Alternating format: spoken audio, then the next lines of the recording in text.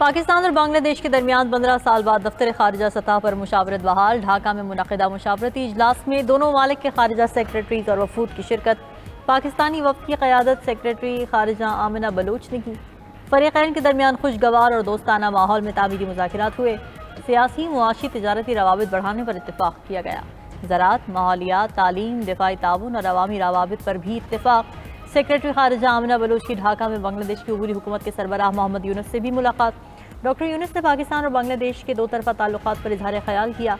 Doctor Yunus ने शुक्रिया अदा करते हुए पाकिस्तान के लिए नेक तमन्नाओं का इजहार भी किया। नायब वज़ीर आज़म इसहाक डार 27 और 28 अप्रैल को बांग्लादेश का दौरा करेंगे। दो तरफा बराह रास्त परवाज़ें जल्द शुरू होने का इम्कान।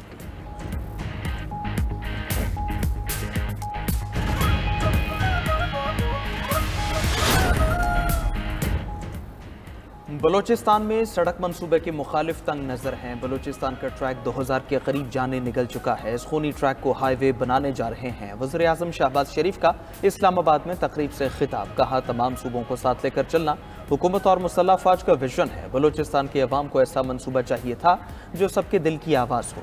NFC में भी बलूचिस्तान का कोटा दुगना कर दिया गया।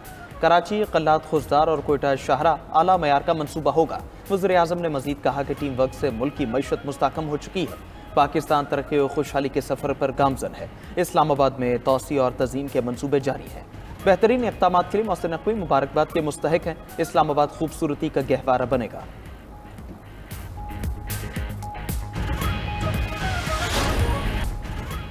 दूसरी बार अडियाला से उठाकर हमें मोटरवे पर छोड़ा गया। हमने कोई कानून नहीं तोड़ा। अलीमा खान की रावलपिंडी मोटरवे पर रिहाई के बाद गुफ्तगू। कहा, पहले हमें एक रेस्टोरेंट में बिठाया गया था, अब मोटरवे पर छोड़ दिया। हम तीनों बहनों के साथ दोनों अपोजिशन लीडर्स को भी उठा लिया। ऐसी कार्रवाइयों से अदालतों की तौहीन हो रही है। सलमान अकरम राजा का कहना है कि अदालती हुक्म को रद्दी की टोकरी में फेंका जा रहा है। हम कब तक खामोश बैठेंगे? हमें एहतजाज के लिए मजबूर किया जा रहा है।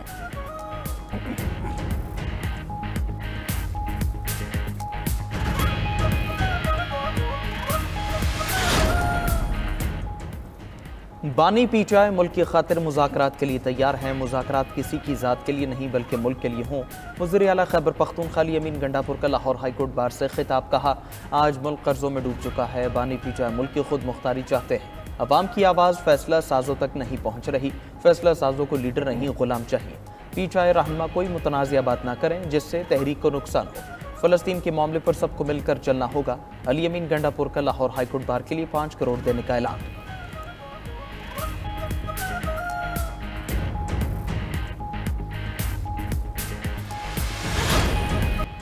पंजाब के कल्चर डे पर सकाफती रंग बिखर गए। पंजाब में 3 रोज़ा कल्चर डे का आगाज़। फनकारों के ढोल की थाप पर भंगड़े सूबे की सकाफत का भरपूर अंदाज में इजहार किया और खूबसूरत परफॉर्मेंसेस पेश की। कल्चर डे की इफ्तिताही तकरीब से खिताब में वज़ीर आला पंजाब मरीम नवाज ने कहा, दुनिया में भंगड़े का कोई मुकाबला नहीं। मुझे पंजाब के कल्चर, म्यूज़िक और हर चीज़ से प्यार है। माजी में कहा जा रहा था मुल्क डिफ़ॉल्ट कर जाएगा। आज दुनिया भर से सरमायाकारी मुल्क में आ रही है।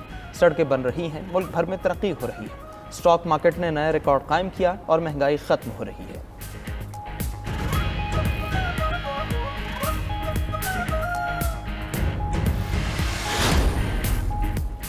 NA 213 उमरकोट की ज़िमनी इलेक्शन में पीपल्स पार्टी आगे। गैर हतमी गैर सरकारी नताइज के मुताबिक पीपल्स पार्टी के उम्मीदवार सबा तालपुर की 1,48,965 वोट लेकर बरतरी। अपोजिशन उम्मीदवार लाल मलिही 74,515 वोट लेकर दूसरे नंबर पर हैं। उमरकोट के ज़िमनी इलेक्शन में मुतवक्किल कामयाबी पर पीपल्स पार्टी के जियालों का जश्न, मिठाइयाँ तकसीम की। दूसरी तरफ अपोजिशन जमातों के हिमायत याफ्ता उम्मीदवार लाल महली ने ज़िमनी इंतखाब में मुबैना धांधली का इल्ज़ाम लगा दिया।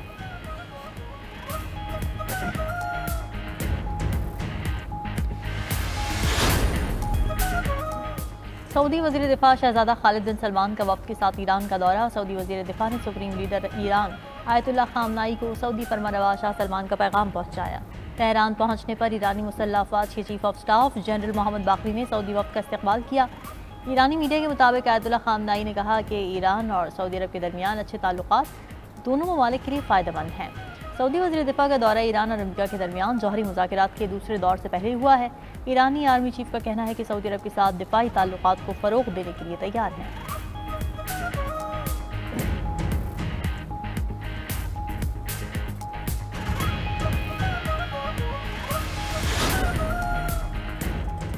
अमेरिका चीन के साथ इंतहाई अच्छा मुआहदा तय करेगा। टैरिफ की वजह से अपने इत्तेहादियों का चीन की तरफ रुख करने से परेशान नहीं है। अमेरिकी सदर ट्रंप की व्हाइट हाउस में सहाफ़ियों से गुफ्तगू बोले, कोई भी हमारा मुकाबला नहीं कर सकता। दूसरी तरफ चीनी सदर का जनूब मशरक़ी एशियाई ममालिक वियतनाम, कंबोडिया और मलेशिया का दौरा जारी।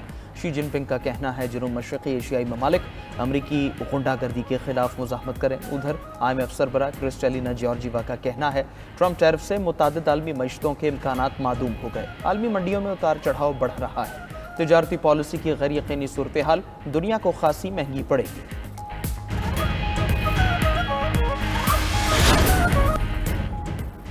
पाकिस्तानी मईशत 20 खरब डॉलर तक पहुंच सकती है। पाक बरतानिया तिजारत 10 खरब डॉलर तक पहुंचाने के लिए कोशिश है। Leaders in Islamabad business summit से बरतानवी हाई कमिश्नर जेन मैरियट का खिताब बोली, बरतानिया पाकिस्तान में मजीद सरमायाकारी करने का ख्वाहां है। बाहमी ताउन से पाकिस्तानी मईशत 2047 तक 2 खरब डॉलर तक पहुंच सकती है। रेकोडेक मंसूबे में बरतानिया पाकिस्तान के साथ ताउन कर रहा है। पाकिस्तान से स्ट्रेटेजिक शराकतदारी मजबूत बनाने के लिए पुरज़्म है।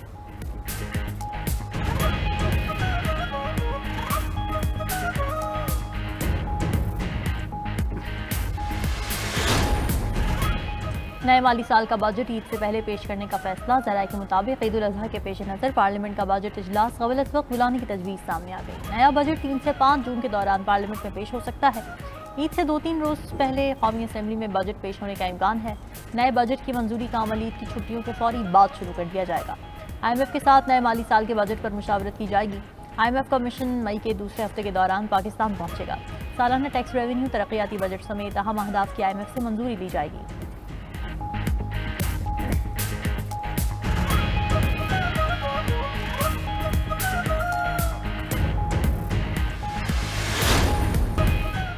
कराची में दिन के औकात में हैवी ट्रैफिक पर मुकम्मल पाबंदी आयद। कमिश्नर कराची ने दिन के औकात में शहर में हैवी ट्रैफिक के दाखिले पर दफ़ा 144 नाफिज कर दी। पाबंदी का इतलाक तामीराती माल बरदार डंपर्स पर भी होगा।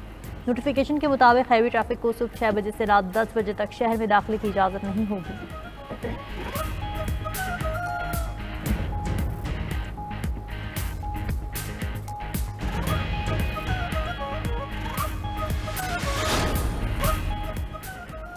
फ़लस्तीनी इजराइल दहशतगर्दी के सामने बेबस। वहशियाना बमबारी से 24 घंटों में 45 फ़लस्तीनी शहीद हुए।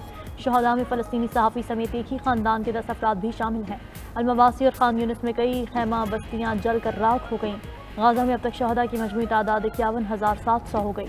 दूसरी तरफ इजरायली हमले में दोनों बाजू गंवाने वाले फ़लस्तीनी बच्चे की तस्वीर world press photo of the year करार। गाज़ा सिटी पर इजरायली हमले में 9 साला फ़लस्तीनी बच्चे महमूद ने अपने बाजू खो दिए थे। महमूद की मां का कहना है कि जब उसके बेटे को एहसास हुआ कि उसके बाजू नहीं रहे तो उसने पहला जुमला ये कहा कि अम्मी, अब मैं आपको गले कैसे लगाऊंगा।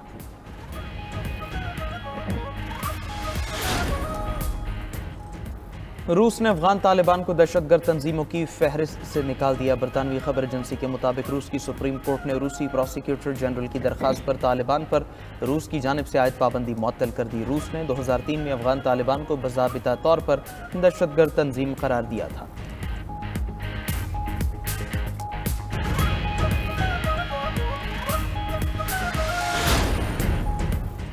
भारतीय सुप्रीम कोर्ट ने मोदी सरकार के मुस्लिम दुश्मन स्याह कानून पर अमल दरामद रुकवा दिया। वक्फ बोर्ड में नई तकर्रियों के खिलाफ हुक्म इम्तना जारी।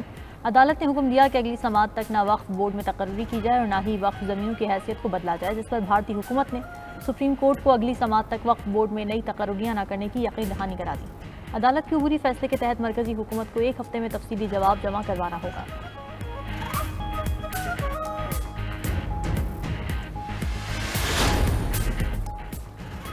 डेनमार्क ने गैर मुल्की हुनरमंदों के लिए नई मुलाजमतों का ऐलान कर दिया। डेनमार्क को सेहत, IT, इंजीनियरिंग और दीगर शोबों में अफरादी क़ुव्वत की ज़रूरत है। पाकिस्तान समेत दुनिया भर से लोग डेनमार्क के वीज़ों के लिए अप्लाई कर सकते हैं।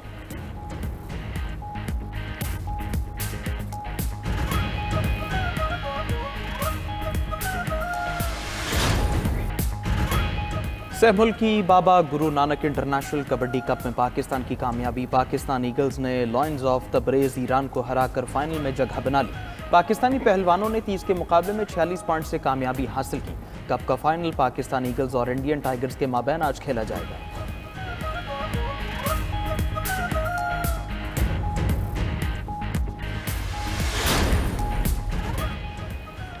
और लाहौर में रंगारंग फैशन शो की चमक दमक, दीदाजे मलबूसात बेवतन किए, मॉडल्स की कैटवॉक, शुरा ब्राइडल ड्रेसेस और मुनफरिद ज्वेलरी की नुमाइश पर दाद दिए बगैर ना रह सके।